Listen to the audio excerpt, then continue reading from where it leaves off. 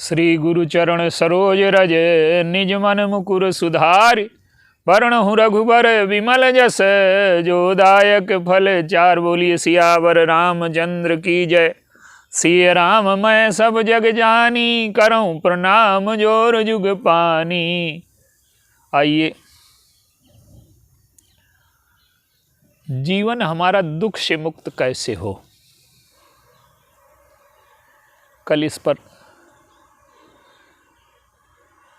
कुछ विचार हुआ था। आइए आज इसी विषय पर आगे चर्चा करते हैं।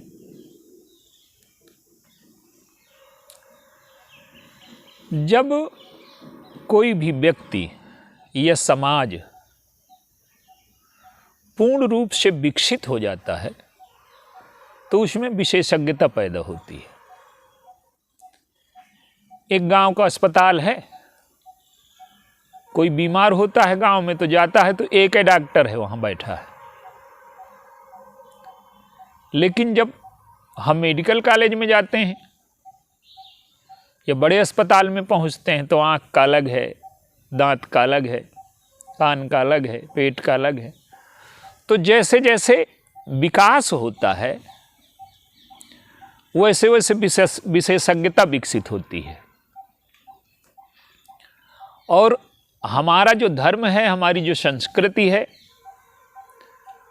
वो कोई बटी हुई नहीं है, कोई भौगोलिक नहीं है, कोई कालिक नहीं है। वो मनुष्य का पूर्ण विकास कैसे हो और पूर्ण विकास हो करके वो कैसे दुख मुक्त हो जाए, ये हमारे ऋषियों का, हमारे जो वैज्ञानिक हुए हैं उनका दृष्टिकोण था। और एक वर्ग था हमारे समाज में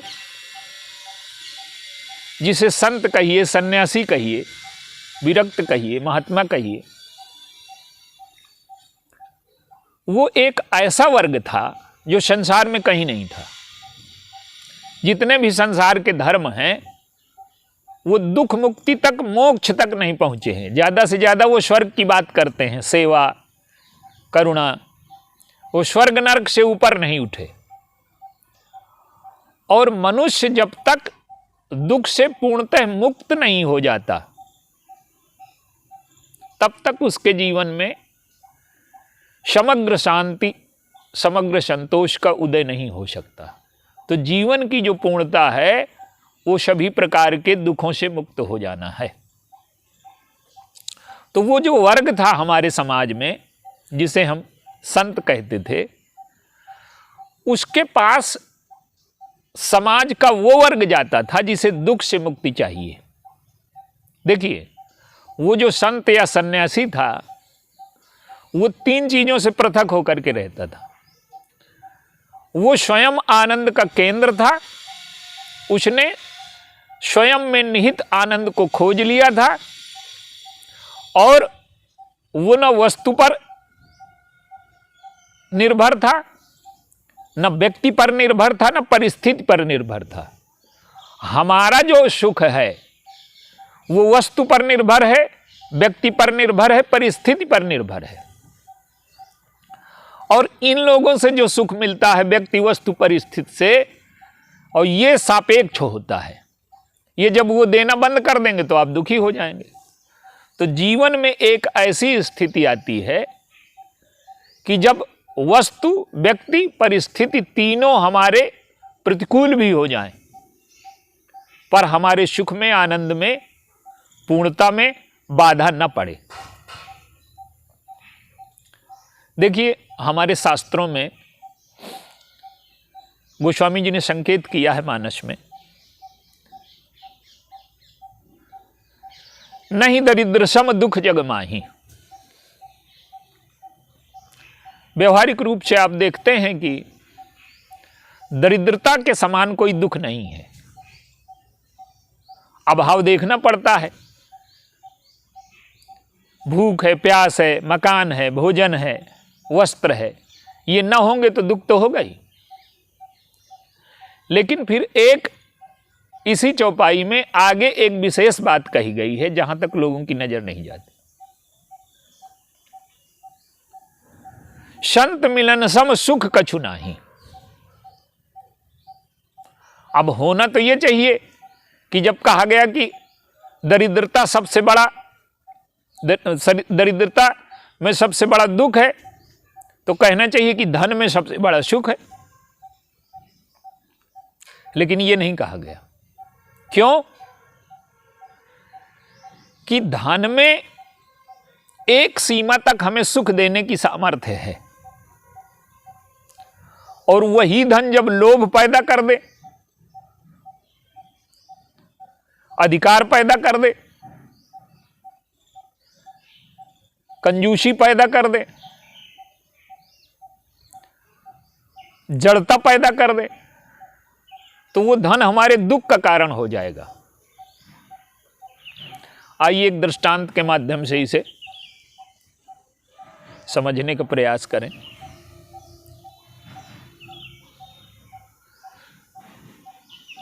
हमारे शास्त्रों में कहा गया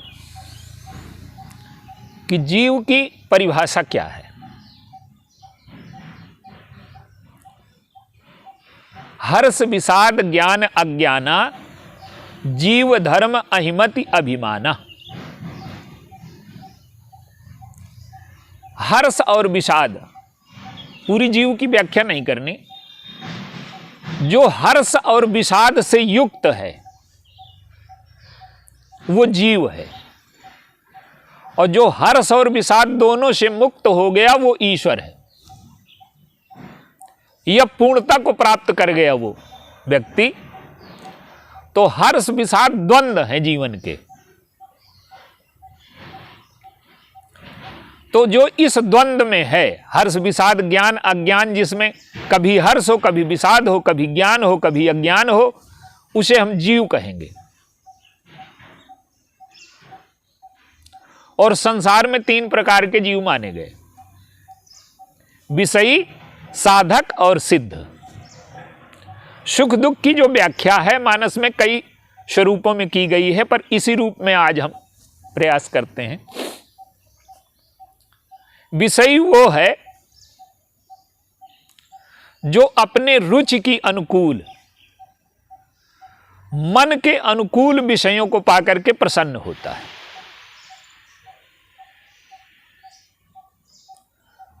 जैसे रावण है,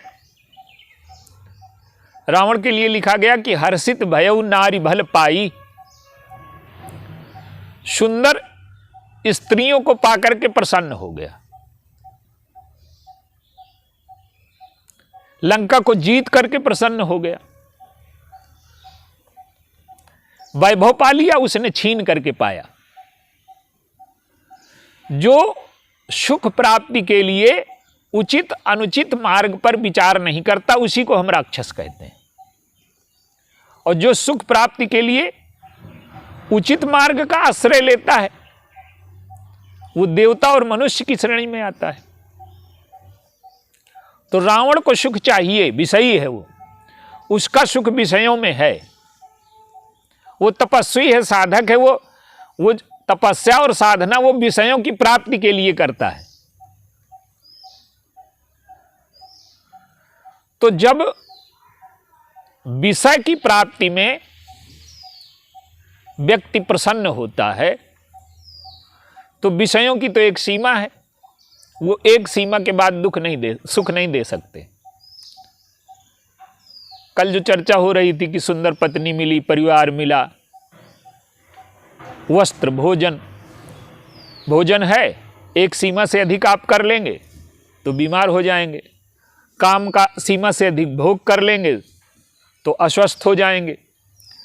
तो ये सारी चीजें द्वंद्व में टिकी हैं। एक सीमा के बाद आप उसका भोग नहीं कर सकते। तो जो विषयी है वो दुख से कभी मुक्त हो ही नहीं सकता, क्योंकि उसे समझ ही नहीं है। वो लोगों को लगता है कि आज तो दृष्टिकोण बड़ा विचित्र हो गया है।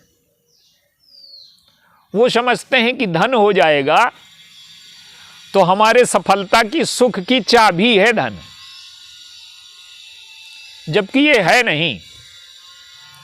शास्त्रों में तो आप देखिए, परीक्षित हैं, राजा हैं, सम्राट हैं, और जब मृत्यु आ गई तो धन किस काम आया? तो एक सीमा के बाद धन की उपयोगिता नहीं है। तो विषयी वो है जो विषयों की उपलब्धि में ही सुख मानता है और उसी में वो जीवन लगाए रहता है और अंत में दुखी होकर के मरता है। दूसरा व्यक्ति है साधक, कहते हैं उसको हम।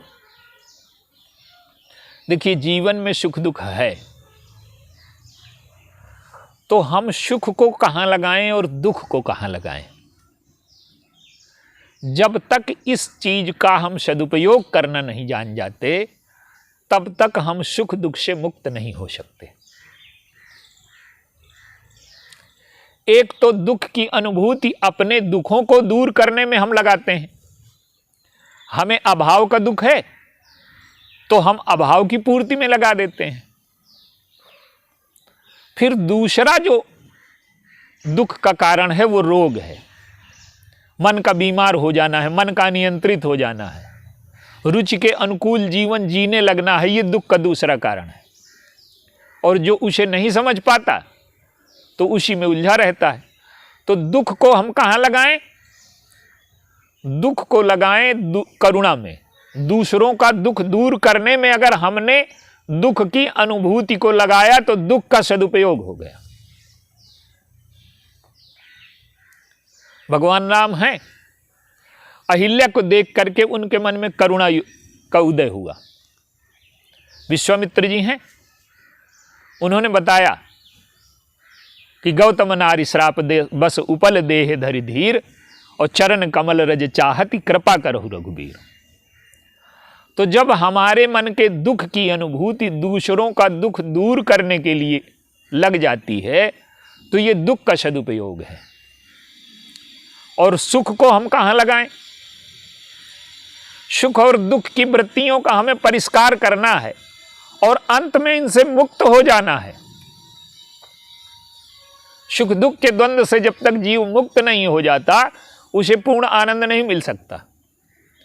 तो भगवान राम क्या करते हैं? सुख की वृत्तियों को कहां लगाते हैं? गोस्वामी जी कहते हैं कि सुख को हमें कहां लगाना है। और गोस्वामी जी ने संकेत किया कि राम ही सुमिरत रन भीरत और देत परत गुरु पाए और तुलसी जी नहीं न पुलक तन ते जग जीवत जाए। इतनी जगह पर हमें सुख उत्पन्न होना चाहिए। राम ही सुमिरत, प्रभु के स्मरण में हमें सुख हो। और रणभीरत, युद्ध में। युद्ध का अर्थ है कि अन्याय के विरुद्ध युद्ध, बुराई के विरुद्ध युद्ध। लोभ की पूर्ति के लिए, वासना की पूर्ति के लिए युद्ध नहीं है।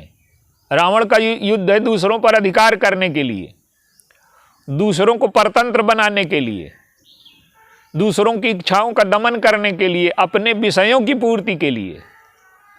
ये युद्ध तो संसार में होते रहते हैं, लेकिन वास्तविक युद्ध है कि दूसरों को अभाव, दूसरों को पीड़ा, दूसरों को परतंत्रता से मुक्ति के लिए जो युद्ध किया जाता है वो वास्तविक युद्ध है। बुराइयों के विरुद्ध जब युद्ध में हमें प्रसन्नता हो। भगवान राम चले अयोध्या से, पुरुष सिंह दो वीर हरसि चले मुनि भय हरन।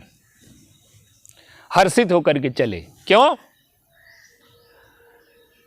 कि ईश्वर तो सारे वर्णों में जन्म लेता है, सारे रूपों में जन्म लेता है, लेकिन जब क्षत्रिय रूप में उसने जन्म लिया तो क्षत्रिय का धर्म है अन्याय के विरुद्ध युद्ध करना। तो विश्वामित्र जी के साथ जा रहे हैं कि आज छात्र धर्म की सार्थकता होगी, यज्ञ की रक्षा होगी। युद्ध का अर्थ है यज्ञ की रक्षा। और बुराइयों का संहार। तो अकेले जा रहे हैं, न सेना है न कवच है, पैदल जा रहे हैं। पर गुरुओं की सेवा में जब हमें आनंद आने लगे, ईश्वर के स्मरण में, गुरुओं की सेवा में और बुराई के विरुद्ध युद्ध में, राम ही सुमिरत रन भीरत और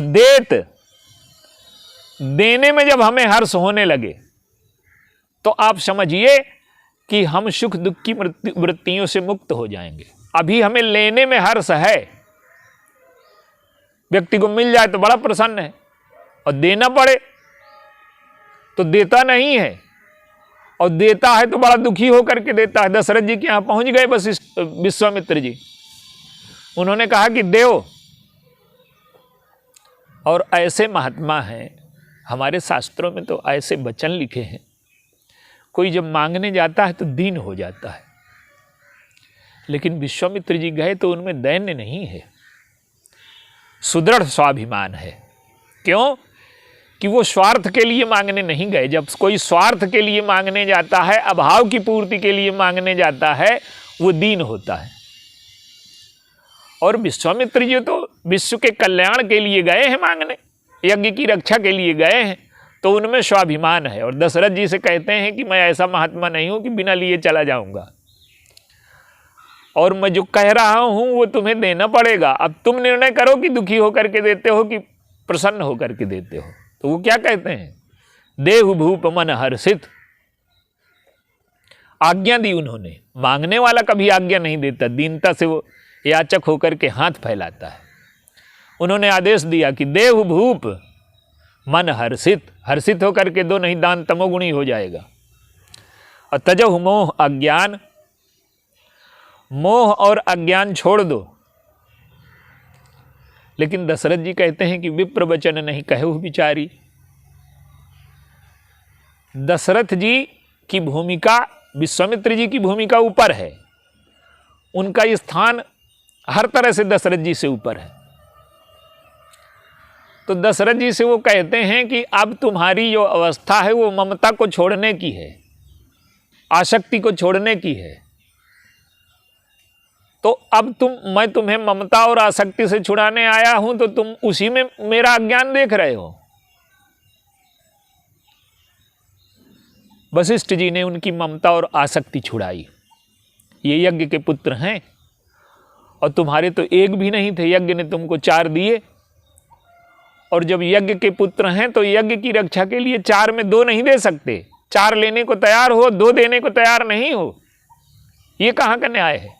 और एक महात्मा ने ही तुम्हें पुत्र दिए थे, और एक महात्मा मांगने आया है तो महात्मा को न दोगे?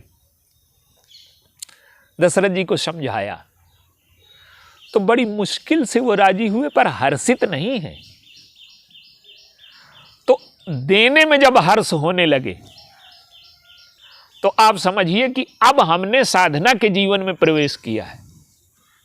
लेने में तो हर्ष सबको होता है, और जब देने में हर्ष होने लगे तो आप समझिए कि ये हमारे हर्ष का, सुख का सर्वश्रेष्ठ सदुपयोग है। और भगवान राम को तो कष्ट मिल रहा है, विश्वामित्र जी के साथ पैदल जा रहे हैं और वो कष्ट में भी प्रसन्न है।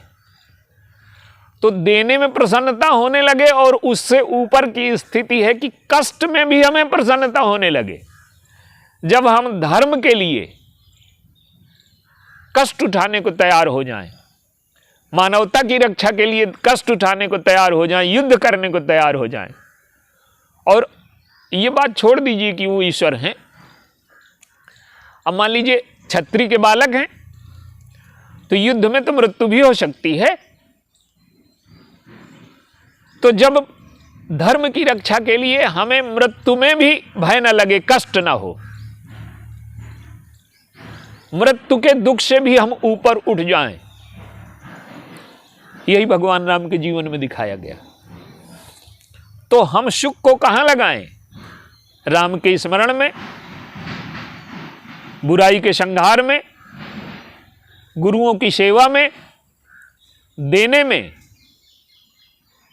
राम ही सुमिरत रन भिरत देत परत गुरु पाए, और तुलसी जी नहीं न पुलक तन, यहां हर्ष होना चाहिए। तो जब हम अपने हर्ष को इन स्थानों पर जोड़ देते हैं तो हमारा हर्ष, हमारा सुख सार्थक हो जाता है। तो भगवान राम के जीवन में जो सुख दुख दिखाई देता है, देखिए वो तो ईश्वर हैं, उनमें सुख दुख नहीं होता। हर्ष विषाद ज्ञान अज्ञाना जीव धर्म अहिमित अभिमाना। ये ईश्वर में कोई लक्षण नहीं होते। जो हर्ष विषाद ज्ञान अज्ञान से ऊपर है वो ईश्वर है। सीता जी के हरण में जब रो रहे हैं तो पार्वती जी को आश्चर्य है, पर शंकर जी ने एक सूत्र दिया, कबहू जोग वियोग न जाके। जीव को तो योग और वियोग दोनों होते हैं, और ईश्वर से में न योग है न वियोग है, न उसे कुछ पाना है न कुछ खोना है। कबीरदास जी कहते हैं कि पाना खोना कुछ नहीं, ज्यों का त्यों भरपूर। ज्यों का त्यों जो भरपूर है वही ईश्वर है, जिसमें कोई योग नहीं कोई वियोग नहीं। लेकिन वो हमें बताते हैं कि हम अपने सुख दुख को कहां लगाएं। और रावण की जो वृत्ति है वो हम सब लोगों में है कि पाने में हम प्रसन्न हैं, अब पाने में न मिले तो छीन लेने में प्रसन्न है। और जब हम इस दिशा में बढ़ते हैं तो हमारा जीवन दुख की ओर जाता है। आज देखिए, आज संसार क्यों दुखी हो रहा है? सारी बुद्धि और सारा बल पाने में नहीं लगा, छीनने में लगा है, पृथ्वी के शोषण में लगा है, दूसरों पर अधिकार जमाने में लगा है। अहंकार की पुष्टि के लिए इतने बड़े युद्ध हो रहे हैं, लाखों लोग रोज मारे जा रहे हैं। तो जब जीवन में इन वृत्तियों में हर्ष होने लगे, आप देखिए भगवान राम के जीवन में दुख का भी सदुपयोग है, सुख का भी सदुपयोग है। अहिल्या का जो उद्धार है ये दुख का सदुपयोग है। किसी का दुख देख करके हमारे मन में करुणा पैदा होती है, और उस कारण को हम मिटाने के लिए जब तत्पर हो जाते हैं तो वो दुख का सदुपयोग है। अहिल्या उद्धार में दुख का सदुपयोग है, दुख का सदुपयोग है। और देखिए दंडक वन में गए, हड्डियों का ढेर लगा है। ऋषियों से पूछा कि ये ढेर काहे का है? निश्चर निकर सकल मुनि खाए, और सुनि रघुनाथ नयन जल छाए। भगवान की आंख में आंसू आ गए। हड्डियों का जो ढेर लगा है, आज देखिए मनुष्यता के सामने ये समस्याएं हमेशा से रही हैं। जो हमारे शास्त्र हैं ना, उन्होंने मनुष्य की जो विकृतियां हैं उनको, विकृतियां और जो उनकी पूर्णता है, ऊंचाई है, विकृतियों से मुक्त जीवन कैसा होता है, विकृतियों से युक्त जीवन कैसा होता है, वो वृत्तियां हर समय रहती हैं। अब खाने, हमें भूख लगी है तो क्या हम कुछ भी खा लेंगे क्या? आज तो मनुष्य हर जीव जंतु को खा रहा है, लेकिन इससे भी भयानक स्थिति है कि मनुष्य मनुष्य को खाने लगे, और मनुष्यों में उन मनुष्यों को खाने लगे जो भोग और वैभव से दूर मनुष्यता को पूर्ण करने के प्रयास में लगे हैं। तो भगवान ने क्या किया कि आंसू आ गए। निश्चरहीन करौ महि भुज उठाए प्रण कीन, और सकल मुनिन के आश्रमन जाय जाय सुख दीन। तो दुख का सदुपयोग ये है कि हम दुख को ऐसी जगह लगाएं जहां दूसरों का दुख दूर हो, ये करुणा का सदुपयोग है। और हर्ष का सदुपयोग, आप एक दृष्टांत देखें, अब कल इसकी चर्चा होगी।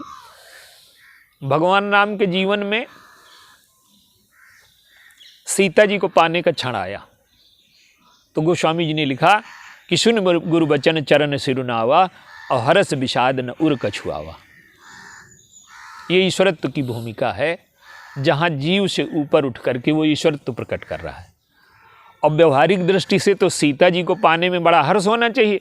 दिन भर उन्हीं के चिंतन में लगे रहे, लक्ष्मण जी से उन्हीं की चर्चा कर रहे हैं सीता जी के सौंदर्य की, गुरु जी से सीता जी के सौंदर्य की चर्चा कर रहे हैं, और शाम को संध्या करने गए तो संध्या भी नहीं कर पाए, चंद्रमा से और सीता जी के मुख की तुलना में समय चला गया। तो जब इतना आकर्षण है, तो जब गुरु जी ने कहा कि धनुष तोड़ दो, तो बड़े प्रसन्न होने चाहिए, लेकिन वो प्रसन्न नहीं है। सुन गुरु वचन चरण सिरुनावा, और हरस विषाद न उर कछुआवा। ये ईश्वरत्व की भूमिका है, ये अवतार की भूमिका है, इसकी चर्चा कल होगी। तो हर्ष साधक को कहाँ जोड़ना है। अब आप देखिए, भगवान राम को वनवास का आदेश दे दिया गया, 14 वर्ष तुम्हें वन में रहना है। तो हर्षित हैं। क्यों हर्षित हैं? कि समाज से बुराई मिटाने का अवसर मिला, पिताजी के वचन को पूर्ण करने का अवसर मिला, तपस्या का अवसर मिला, और बिना व्यक्ति के, बिना वस्तु के, बिना परिस्थिति के भी कैसे आनंदित रहा जा सकता है, ये भगवान राम ने हमें करके दिखाया। कैकेयी समझती हैं कि सारा सुख राजमहल में है और जंगल में दुख है, सारा सुख सत्ता में है, पद में है, वैभव में है, और पद से हीन हो जाना दुख का बड़ा कारण है। भगवान राम क्या करके दिखाते हैं? गोस्वामी जी ने तो संकेत किया, वो ईश्वरत्व का है, पर व्यवहार में हम चर्चा करें। भगवान राम को जब कहा गया कि तुम्हें बन जाना है, तो किसी का सब कुछ छीन जाए तो प्रसन्न होगा क्या? भगवान राम प्रसन्न है। यहां साधक की भूमिका दिखाई गई। साधक कौन है? विषयी वो है जो संसार की वस्तुओं को पाकर के प्रसन्न होता है, और साधक वो है जो त्याग में, तपस्या में, दूसरों का कष्ट दूर करने में, दूसरों की मर्यादा की रक्षा करने में, दूसरों की सेवा में जो प्रसन्न होता है, वो साधक है। भगवान राम को राज्य से निकाल दिया गया तो हर्षित होकर के गए। अब अयोध्या वाले देख न ले, इसलिए मन में हर्ष है, पर बाहर हर्षित नहीं दिख रहे। लेकिन गुरुजी के यहां जब गए तो गुरुजी तो राम अवतार के रहस्य को जानने वाले हैं। तो वहां लिखा है कि गुरु पद पदुम हरसि सिरुनावा, हर्षित होकर के जा रहे हैं। ये साधना है, ये जीवन का दूसरा स्तर है। हम सुख की वस्तुओं को पाने से प्रसन्न हो, ये प्रारंभिक स्तर है। लेकिन सुख की वस्तुओं को छोड़ करके जब हम साधना की ओर, तपस्या की ओर, सेवा की ओर, मर्यादा की रक्षा की ओर, समाज से बुराई मिटाने की ओर जब चलते हैं, ये हर्ष का सदुपयोग है। आप देखिए, भरत जी के जीवन में भी यही है। इतना बड़ा राज्य मिला अयोध्या का, तो दुखी हो गए, रोने लगे। और जब राज्य त्याग करके चित्रकूट की ओर चले, तब हर्षित होकर के चले। तो विषयी का सुख वस्तुओं को पाने में है, वैभव को, पद को, सत्ता को पाने में है, लेकिन साधक का सुख ईश्वर की ओर चलने में है। भगवान राम तो ईश्वर हैं, तो वो ईश्वर की ओर क्या जाएंगे? लेकिन मर्यादा की रक्षा, धर्म की रक्षा, तपस्या, दूसरों को सुख देने के लिए अगर हमें कष्ट उठाना पड़े, ये सुख का सदुपयोग है। दूसरों का दुख दूर करने में अगर हमें दुख उठाना पड़े, ये दुख का सदुपयोग है। तो जब व्यक्ति साधक की स्थिति में पहुंच जाता है, तो दुख और सुख का सदुपयोग होने लगता है। वाल्मीकि जी के यहां पहुंचे भगवान राम, तो वाल्मीकि जी ने कहा कि जंगल में तो तुम्हें बड़ा कष्ट होगा। भगवान राम क्या कहते हैं कि मैं जब वन की ओर आया तो इस ब्रह्मा चारों तरफ से मेरे अनुकूल हो गया। क्या? तात बचन, हमारे पिताजी मेरी मां के ऋणी थे, तो मेरा जीवन पिताजी के ऋण को उतारने में लग गया। और मैं अपने पिताजी को ऋण से उऋण कर पाया, ये मुझे प्रसन्नता है। तो हमारे पिता की मर्यादा बच गई और मेरा जीवन उनको उऋण करने में लग गया, मुझे सबसे बड़ी प्रसन्नता है। तात बचन पुण्य मातु हित। मेरी मां ने मुझे प्रसन्न करने के लिए कितनी बार मेरी जिद न पूरी की होगी, कितनी बार मेरी प्रसन्नता का ध्यान न रखा होगा, और मैं उनकी एक छोटी सी प्रसन्नता के लिए न्याय और धर्म और मर्यादा की बात करने लगता। तो मेरी मां ने मुझे प्रसन्न करने के लिए जो जीवन दिया था, मैंने उसकी प्रसन्नता के लिए स्वीकार कर लिया बनाना। तात बचन पुण्य मात हित। वाल्मीकि जी कहते हैं कि ठीक है, तुम्हारे पिता का सत्य रह गया, माता का हित हुआ, लेकिन अयोध्या तो भरत जी को तुम्हें राजा के रूप में देखना चाहती थी। तो उन्होंने कहा कि भाई भरत असराव, अयोध्या को मुझसे श्रेष्ठ राजा मिला। क्यों? एक उदाहरण देखिए, भरत जी की महानता भगवान राम स्वयं व्यक्त करते हैं। जब गए तो अयोध्यावासी पैदल चल रहे हैं, वो रथ में बैठे, और जब भरत जी चले तो भरत जी पैदल चल रहे हैं, अयोध्यावासी साधन में चल रहे हैं। तो उन्होंने कहा कि राजा कौन श्रेष्ठ होगा, इसी से पता कर लीजिए। जो स्वयं रथ में बैठे दूसरों को पैदल चलाए वो राजा अच्छा है, कि जो स्वयं पैदल चले और दूसरों को वाहनों की व्यवस्था करे वो राजा अच्छा है। तो वाल्मीकि जी कहते हैं कि ठीक है, अयोध्या को राजा मिल गया, पर तुम तो दुख में रहे। तो उन्होंने कहा कि मौका दरस तुम्हार प्रभु शमम पुण्य प्रभाव। मैं तो सबसे अधिक फायदे में रहा, मुझे आप जैसे महापुरुष का दर्शन हुआ, यही सुख का सदुपयोग है।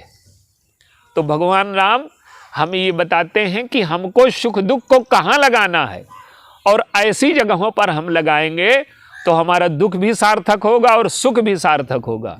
और जब दुख सुख हमारा सार्थक हो जाएगा तो हमारे जीवन में आनंद, प्रसन्नता और पूर्णता उपलब्धि हो जाएगी। बोलिए सियावर।